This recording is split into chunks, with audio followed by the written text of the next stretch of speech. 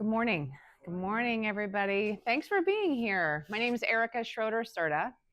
I'm with Live Well, and we are here today to present on some tips and tricks and tools and some general overall information to help you navigate on a caregiving journey that you might happen to be on, or perhaps you know someone that is.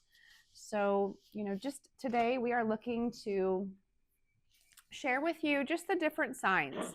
How are we going to spot those signs of stress, the simple daily care habits, and the community resources? And so, as we've been assisting families here in the Quad Cities locally and beyond for the past 15 years, we've been able to work with lots of different agencies and families in helping them navigate this. And so today we're going to focus on you so that you can be the best caregiver that you can be.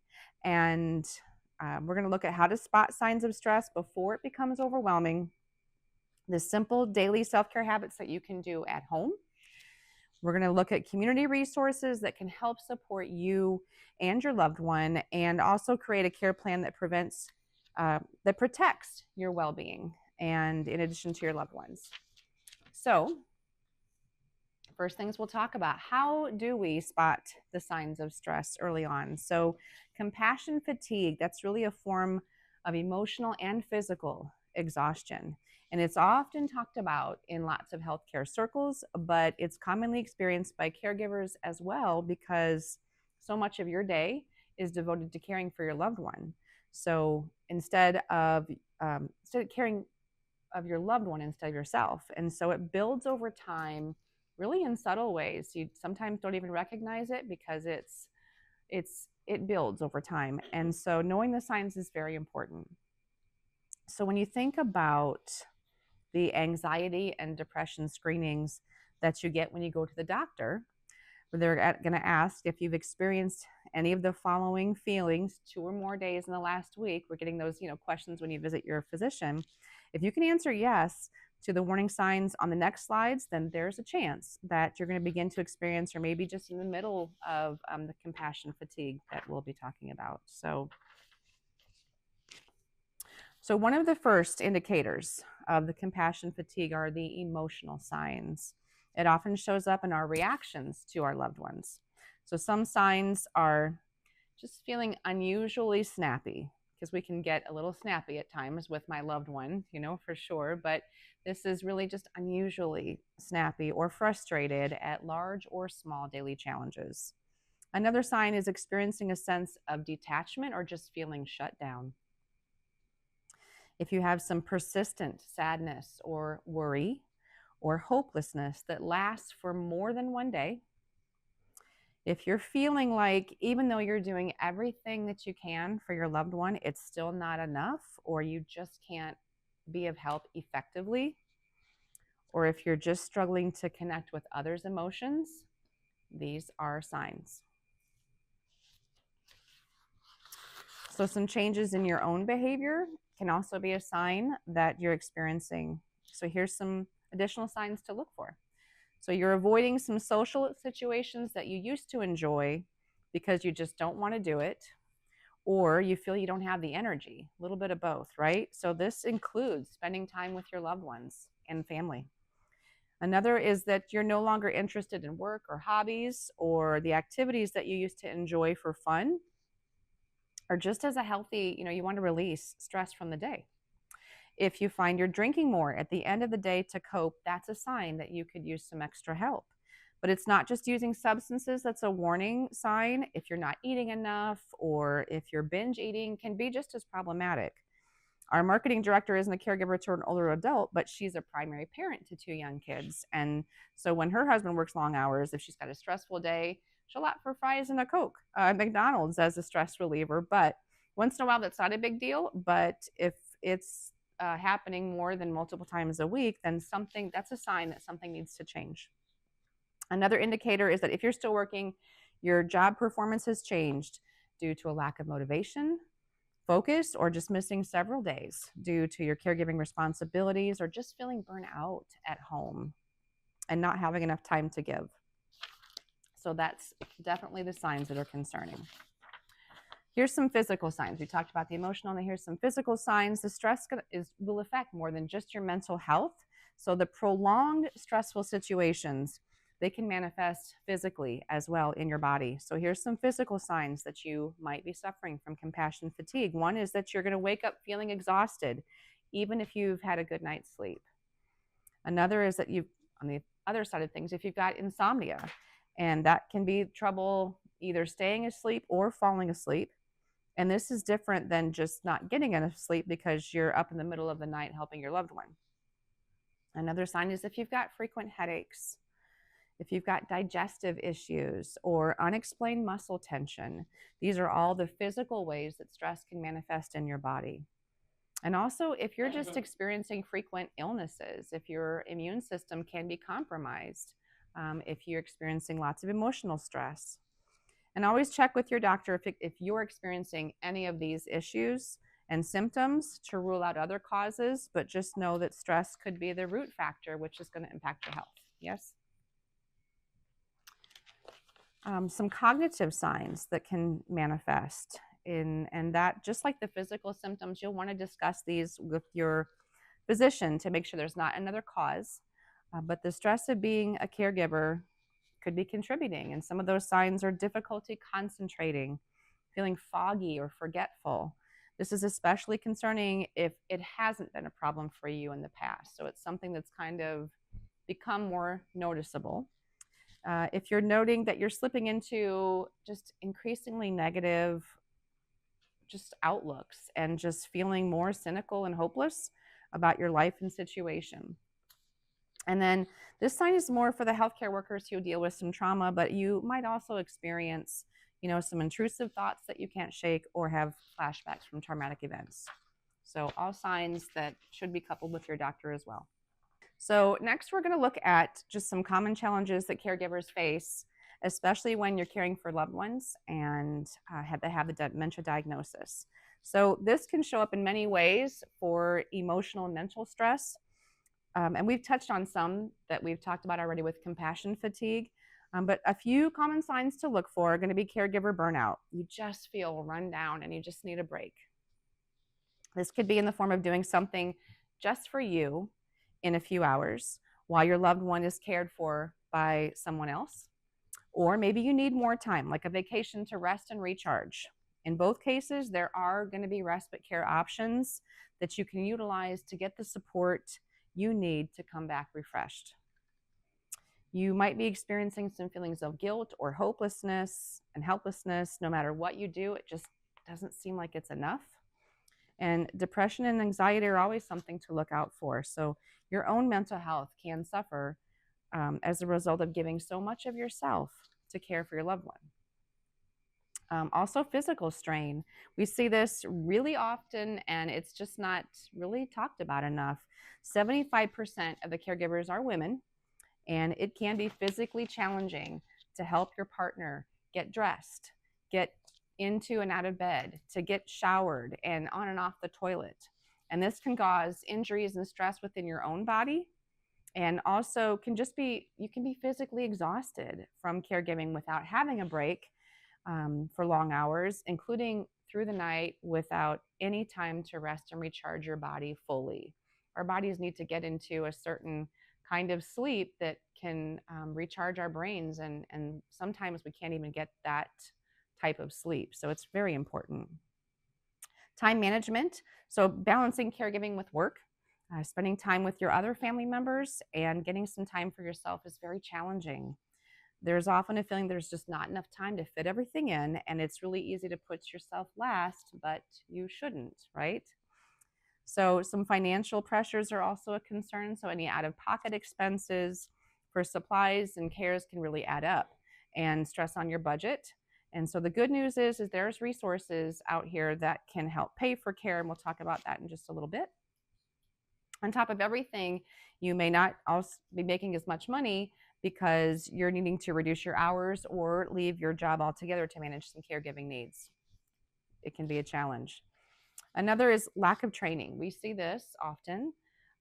Navigating this medical system is difficult, and a lot of times just super confusing. So then there's managing the dementia symptoms as those progress. So we often see caregivers that are just uncertain about how to handle medical or behavioral issues.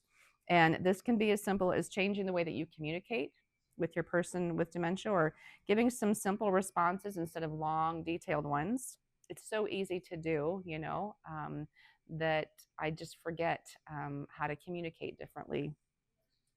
But when we do, we can just get some education support. So we'll cover a little bit more about that, but people just aren't sure how to do that. And then social isolation. So as dementia progresses, just getting out of the house for a walk becomes impossible without somebody to sit with your loved one to make sure that they don't perhaps turn on the gas stove or just decide to start cooking. And so if a couple's living alone without respite care or the support of a senior living community, this often means that the caregiver has less time for friends, less time for social activities, and just leaves you constantly feeling that others don't understand the experience and daily struggle, because people that aren't living and breathing it, they just don't always understand. They don't get it. But you do, because you're the one living it 24/7. So here's some simple daily self-care habits to restore energy.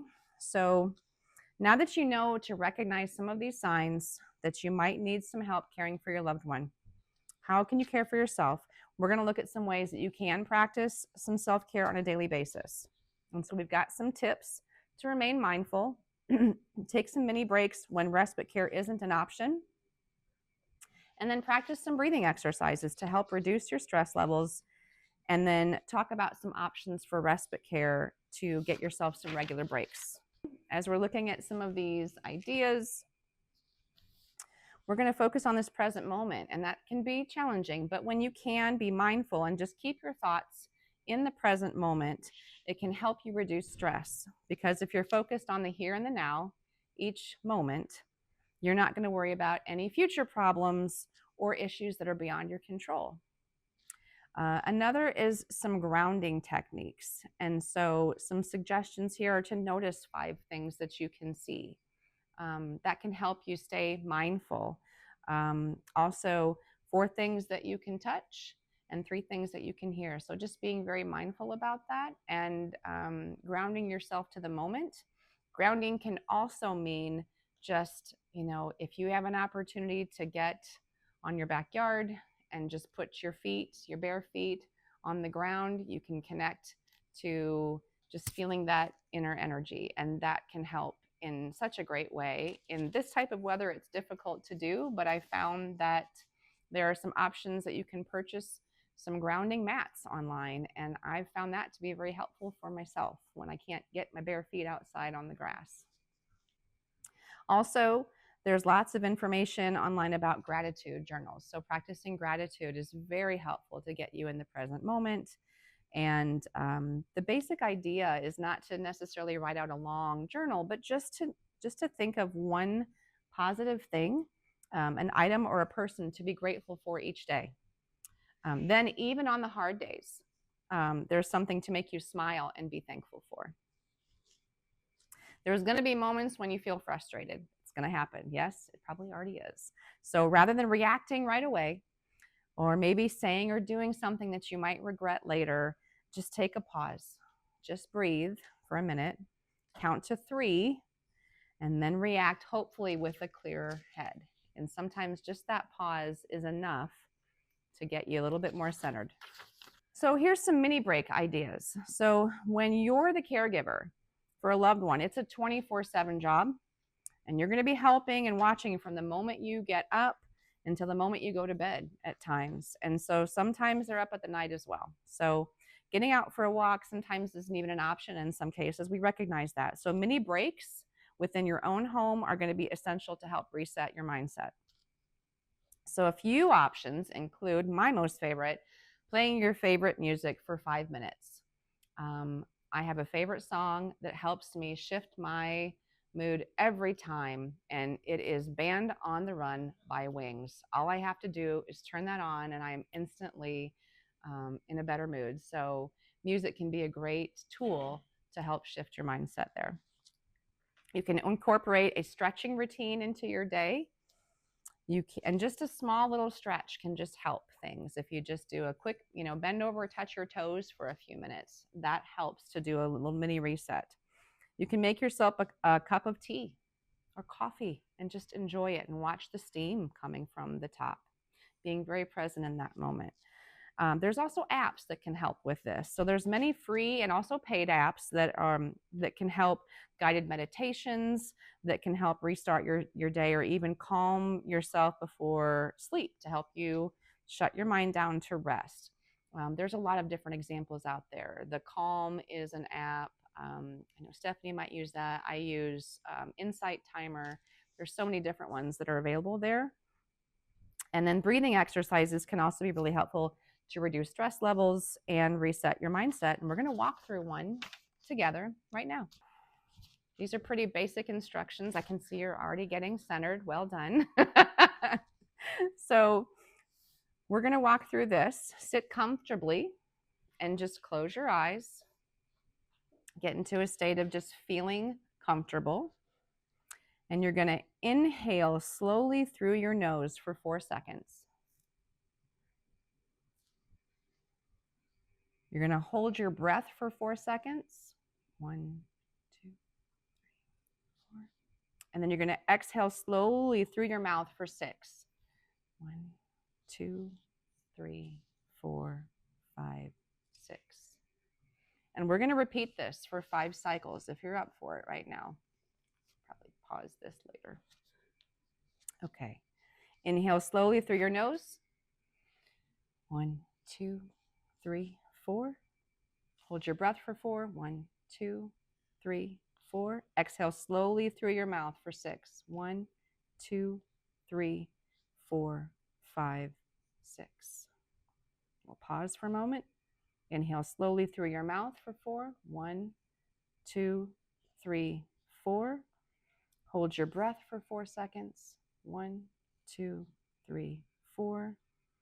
And exhale slowly through your mouth for 6. 1, 2, 3, 4, 5, 6. We're going to pause with that, and we're not going to do the whole 5 cycles right now, but I hope that that's helped you, give you an idea, and you can practice the whole cycle when you're on your own. But I already can feel the energy of the room shift, and we're just a little bit lighter. So we know that that works. Getting yourself regular breaks. So respite care is when we're going to define some of this right now. So respite care is when you have a professional or a family member help you with caregiving.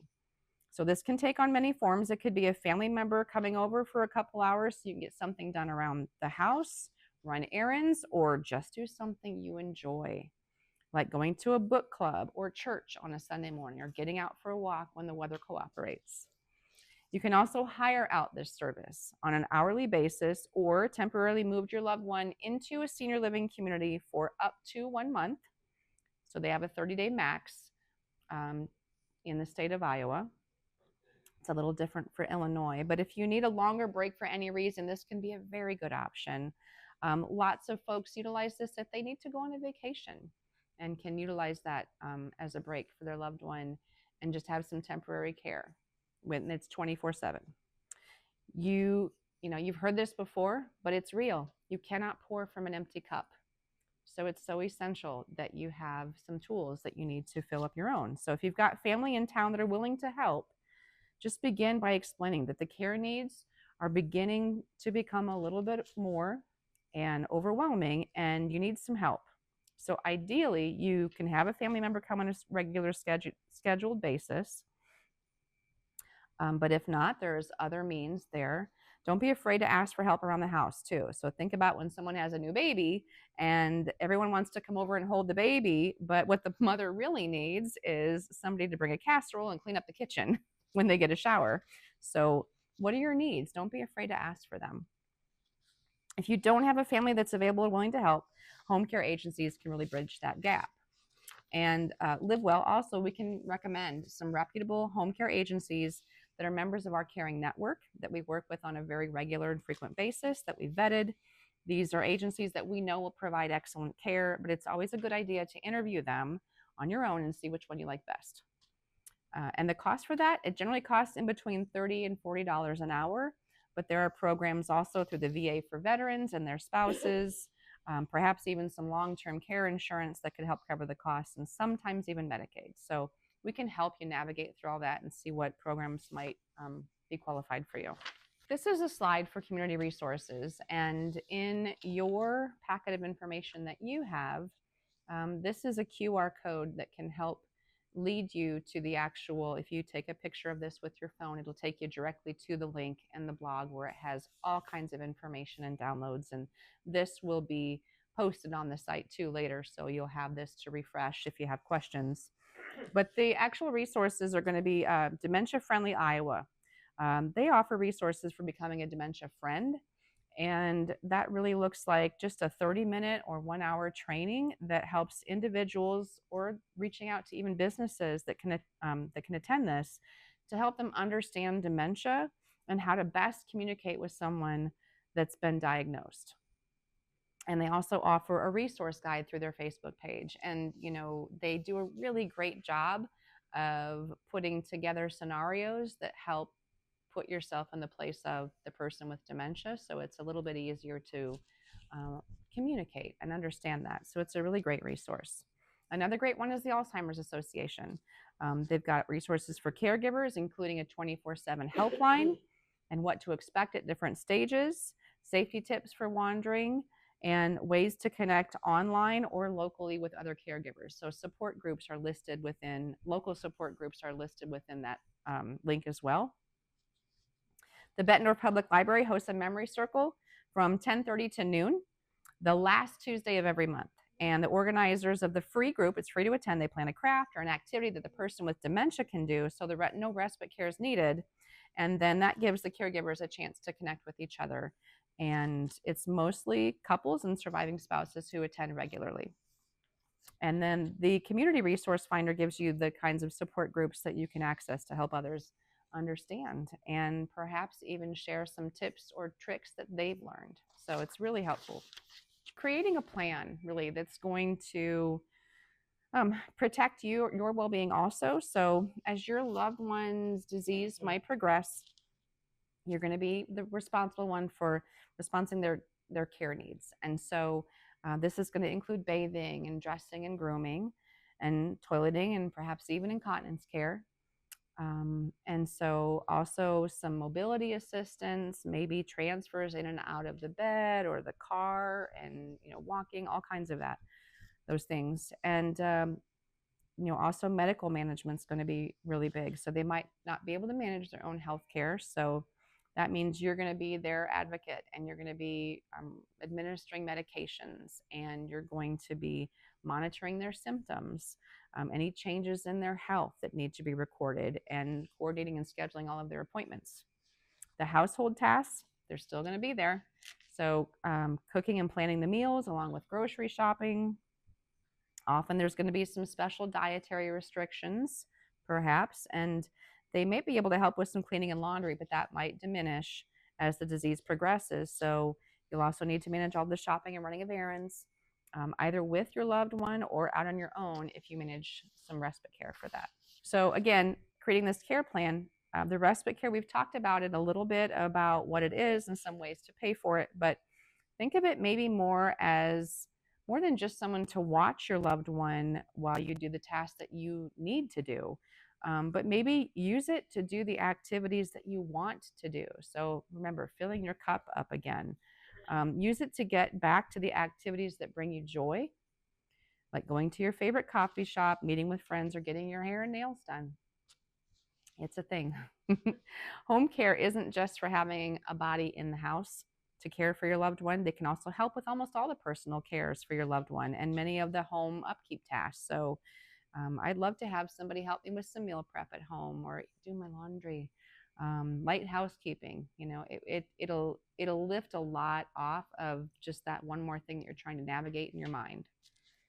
They can even run errands or pick up medications and groceries. So some medical management.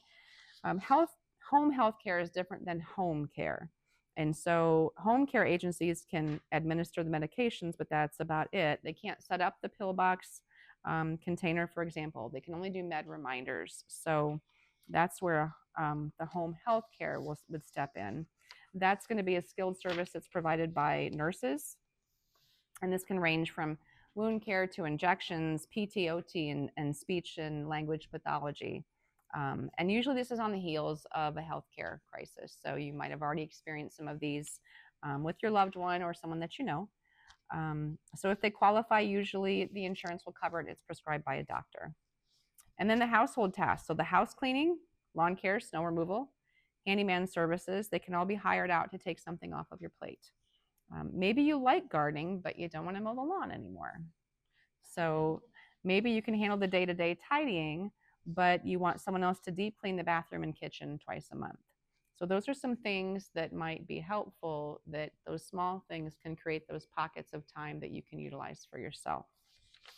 Creating this care plan that's going to be helping you can kind of look like there's going to be a point where the diminishing returns when it comes to the home health care. So the equivalent of paying 6 to 8 hours of help at home service per day is equal to the same price of what it would cost to be in a senior living community with 24/7 round-the-clock care and meals. It is an interesting statistic to kind of think of, but a lot of people think that they'd be saving money by utilizing help at home service, when in fact comparing the costs of the two, that's what it can kind of equate to. If you're getting help at home service every single day for 8 hours, it's the same as a senior living community, them being there 24/7. Another benefit to living in a senior living community, that there's often just a minimum number of hours for help at home service, and they all vary a little, but maybe you just need some help to get going in the morning. But they need to stay there for 2 hours. So it's difficult to, try to manage and think of all of those things to come up with to justify the cost of them being there. In a senior living community, you can get some help with the personal care when you need it, and get dressed in the morning, and then they can do their own thing, or you can do your own thing, and then can access that care as needed. And each senior living community does things a little differently, but we can go over that too. So not all communities provide 3 meals a day, to that point. And even if that is the case, it doesn't mean you're never going to cook again. They've got kitchens and things that you can still utilize, and depending on the level of care that you're in. You certainly can, but you have the option just to go down to the dining room instead. And doesn't food always taste better when someone else makes it? So you don't have the meal prep or the cleanup either. So there's some pros to that. It's really important to keep in mind that not everyone that has been diagnosed with a memory condition needs to be in memory care. Often assisted living can be appropriate for residents with dementia when they're in the earlier stages. It just depends on the individual's needs and the community's requirements. And so we also see so often that when the loved one can transition while they still have the ability to do so, means that transition is a lot easier, and they can remain oftentimes in that level of care a lot longer. So for example, if a couple, a spouse is a caregiver to a person with dementia, and they can move into independent living in a community, it's easier for that person with dementia to acclimate, and then can therefore exist in that scenario perhaps a little bit longer than just moving right into an assisted or memory care circumstance. Hi, I'm Casey. I'm in sales and marketing here at Meadowview. We are going to be 3 in March. So we have 106 apartments. 78 are licensed for independent living and assisted living. We are an age-in-place community, which means if they come in as independent and they start needing assistance, they don't have to move. We bring services to the apartment they're already in. We have 28 apartments in memory care. Most of them are studios that range from 380 square feet up to 400 square feet. They are large enough that we could have a couple, if they choose to stay together, live in memory care together. We currently have a new activity assistant back there, Mercedes. So we have structured activities, just a great time back in memory care. If you guys have any questions or want tours, let me know. I do have information back there. If you just want to take the information with you, I'm fine with that as well. My card's in there. Feel free to reach out and let me know if you need anything. We are Live Well, and we can assist families and have been assisting families, like I mentioned, for 15 years. We help people every day, and we know what resources are most appropriate for the specific set of circumstances. So we can also determine which communities might be a good match and a good fit, depending on, we talk about wants, needs, and wishes. We talk about quality of life. That's a very important piece to all of this. We talk about budget. That's equally important. How much things cost, how long will the money last, and talking about the physical and cognitive needs. And we can put all of that together in a comprehensive package and help you discern what might be some good next steps. And so while we are not the financial advisor, we know that we can help folks put a plan together. We are not the elder law attorney, but we can help guide with suggestions on powers of attorney. So we can help navigate those types of things that you'll want to consider putting, again, a plan really is essentially is what it's for. So we protect your information. We are not blasting information out there. We find that sacred, and we want to truly help you navigate all that, so you can be assured that we can, really find that best match for you, whatever that looks like. We are the reach. So we work here in the Quad Cities, both sides of the river, up through Geneseo, through Clinton, DeWitt, Maquoketa, even Iowa City, Cedar Rapids, Waterloo, and Des Moines. So we can reach that. But also, if there are loved ones that live outside of this area, we have other Live Well type businesses that we can suggest to you that would be able to help you in different parts of the country as well. So we actually schedule the tours, we go with you, we help you ask the questions that you don't know that you should be asking, because you don't know what you don't know. And we help you just really navigate all of that, and just to be your guide. And we work on your schedule, so it's going to be whatever makes the most sense for you. Whether you need placement right away in its crisis, or hopefully you're going to plan ahead and just look at all open opportunities. We're here to help. And the thing that I wish to do the most is help people plan ahead. It's difficult to talk about. This isn't easy stuff. The prognosis, there's no cures yet. So we're dealing with things that we really don't know what the outcome is going to be, but we know the needs and cares will increase. So it's difficult to have these conversations. I agree. However, I would much rather have these conversations now with you, so that you have options in front of you, as opposed to waiting until it's crisis, and then now the options are not as plentiful because there's just a different set of circumstances. So I think that most of you are in the proactive mode because you're here and you're participating. So we want to help you in any way that we can. Our services are free.